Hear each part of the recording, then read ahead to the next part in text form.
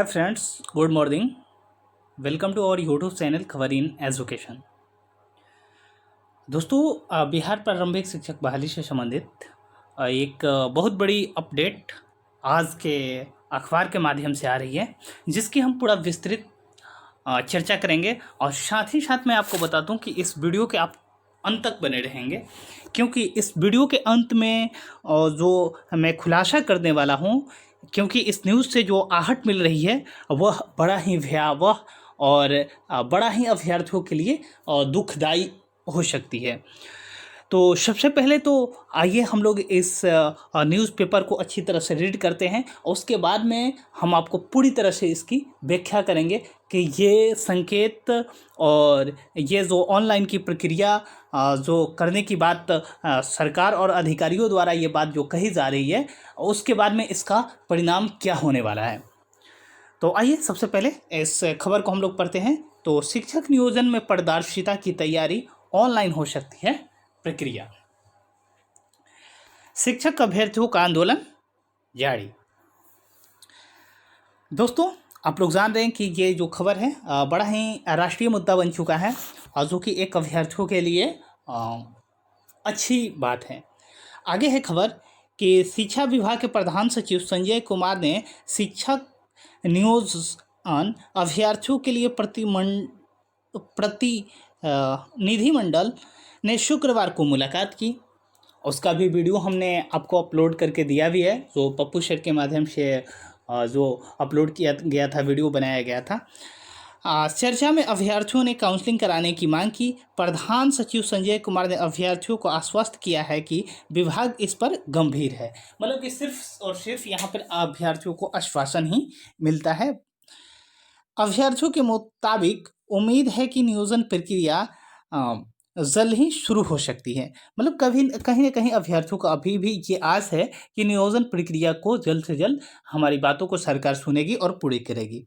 इधर प्राथमिक शिक्षक नियोजन के माध्यम में शिक्षा विभाग में उच्च स्तरीय मंथन चल रही है। मंथन के तहत शिक्षा विभाग एक पारदर्शी सिस्टम की तैयार करने की तैयारी में है।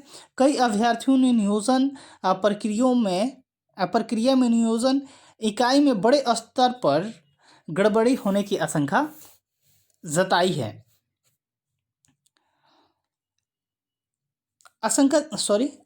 जताते हुए नियोजन प्रक्रिया को ऑनलाइन करने का सुझाव दिया है। दोस्तों देखिए, अब जो ऑनलाइन करने का जो सुझाव दे रहे हैं वो कहीं से भी अभ्यर्थी नहीं हो सकते हैं, और वे ऐसे ही अभ्यर्थी होंगे जो बहाली फसाओ गैंग के छात्र हैं।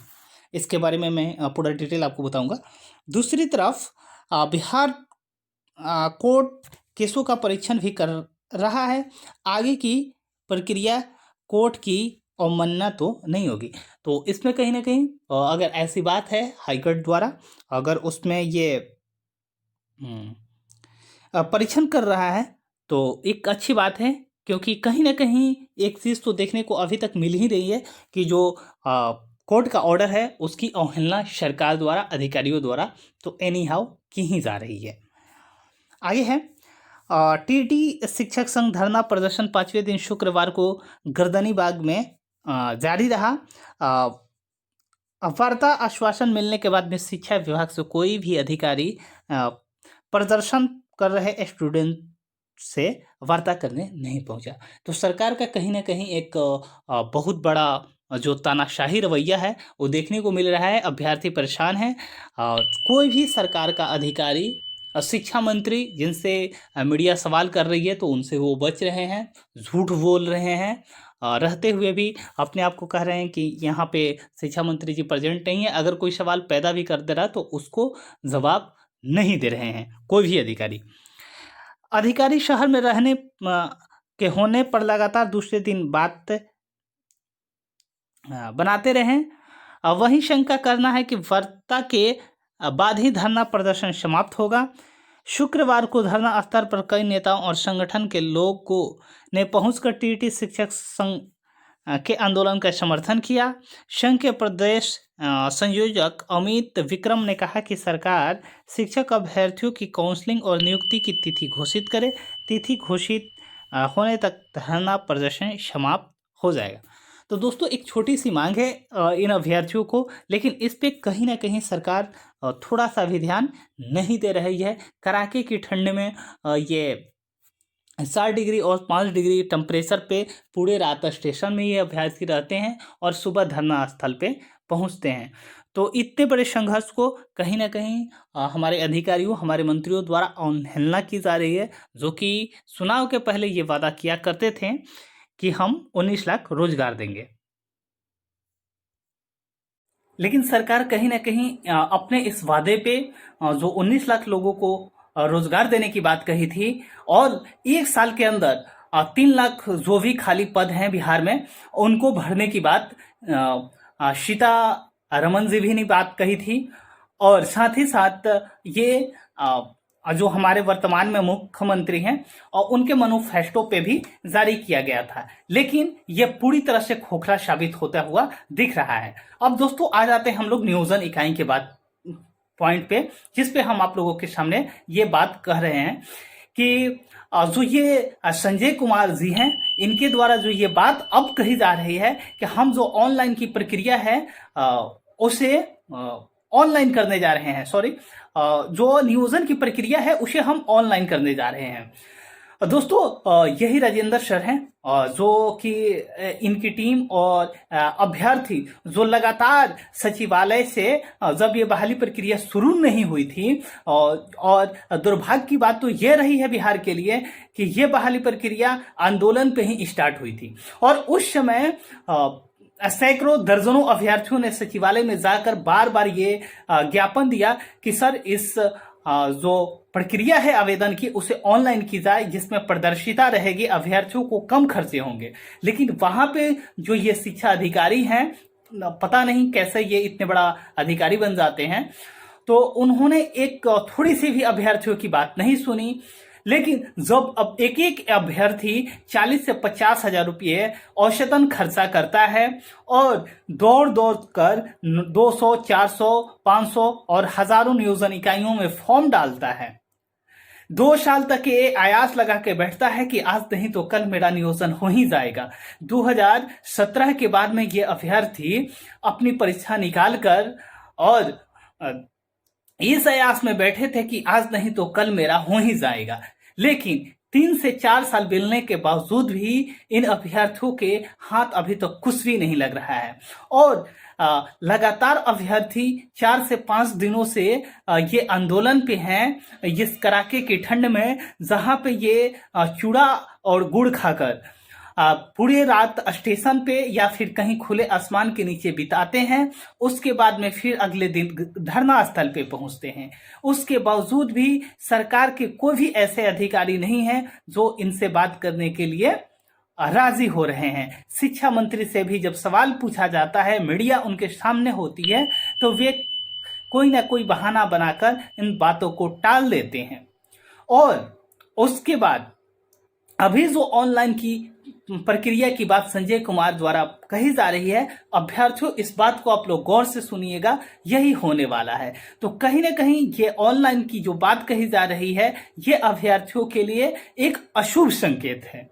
अब मैं बताता हूं विस्तृत रूप से ये अशुभ संकेत कैसे है, क्योंकि सरकार किसी भी कीमत पे यह बहाली प्रक्रिया को अभी फिलहाल पूरे करवाने नहीं जा रही है। आपको ऑनलाइन की बात इसलिए कही जा रही है क्योंकि अगर आप ऑनलाइन कीजिएगा तो ये बहाली प्रक्रिया एक तरह से माने तो आपकी खत्म कर दी जाएगी। अब खत्म कैसे कर दी जाएगी, क्योंकि बहाली तो वही रहेगी, लेकिन आपने जो 2 साल समय बिताया है केस के आड़ में या फिर किसी और के आड़ में, तो ये ऑनलाइन प्रक्रिया फिर से रिन्यू हो जाएगी, फिर से आप आवेदन करेंगे, फिर से एक नया शेड्यूल जारी होगा या फिर एक नया केस इस पे होगा।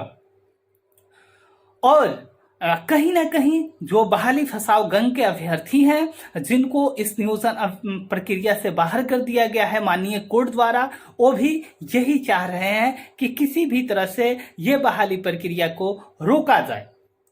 और ये बहाली प्रक्रिया में अगर ऑनलाइन का विज्ञप्ति जैसे ही जारी होता है, हो सकता है कि कुछ अभ्यर्थियों द्वारा कोर्ट का दरवाजा खटखटाया जाएगा। और जैसे ही अभ्यर्थियों द्वारा कोर्ट का दरवाजा खटखटाया जाएगा, सरकार को दिल पे एक बहुत बड़ा सुकून मिलेगी कि चलो अब तो कोर्ट के बहाने 1.5-2 साल तो हम तो गहरी नींद में सो ही सकते हैं। तो दोस्तों इस पे और जो कल अभ्यर्थियों का जो टीम था जो सचिवालय में बात करने गया था और बात कोई पॉजिटिव वे में बनते हुए अभी तक तो नहीं देखी, तो कहीं ना कहीं जो ये ऑनलाइन प्रक्रिया के माध्यम से अभ्यर्थियों को एक बहुत बड़ा ठगने की सरकार द्वारा साजिश रची जा रही है। क्योंकि ये जो प्रक्रिया थी ये पहले ही कर लेती, या फिर जिस समय कोर्ट में केस चल रहा था उस समय अगर इन सब बातों को ध्यान रखा जाता तो ये बात कुछ अच्छी भी लगती। लेकिन अब ये पूरी तरह से इस बहाली को बर्बाद करने की साजिश सरकार द्वारा रची जा रही है। सरकार का मानसा कहीं से भी साफ नहीं दिखाई दे रहा है। अंततः दोस्तों अब अभ्यर्थियों के पास सिर्फ और सिर्फ एक ही रास्ता बचता है, आंदोलन और आंदोलन। जब तक ये आंदोलन और बड़ा विस्तृत रूप नहीं लेगा, और मैं तो अपने तरफ से आग्रह करूंगा राजेंद्र सर और मुन्नी मैडम के माध्यम के थ्रू, मेरा एक पर्सनली मतलब सोच है कि अगर कोई विपक्ष, कोई बड़े नेता अगर साथ देते हैं तो उनका साथ लेना जरूरी है। क्योंकि जब तक ये बहुत बड़ा हाईलाइटेड मुद्दा नहीं बनेगा, ये नियोजन प्रक्रिया पूरी नहीं होगी। तो दोस्तों अगर आपको ये खबर अच्छी लगी है तो हमारे वीडियो को लाइक और शेयर जरूर करें, और बिहार शिक्षक नियोजन से संबंधित किसी भी अपडेट के लिए इस चैनल को अगर आपने अभी तक सब्सक्राइब नहीं किया है तो सब्सक्राइब करके बेल आइकन दबा लेंगे। मिलते हैं नए वीडियो में एक नई जानकारी के साथ, तब तक के लिए थैंक यू, धन्यवाद।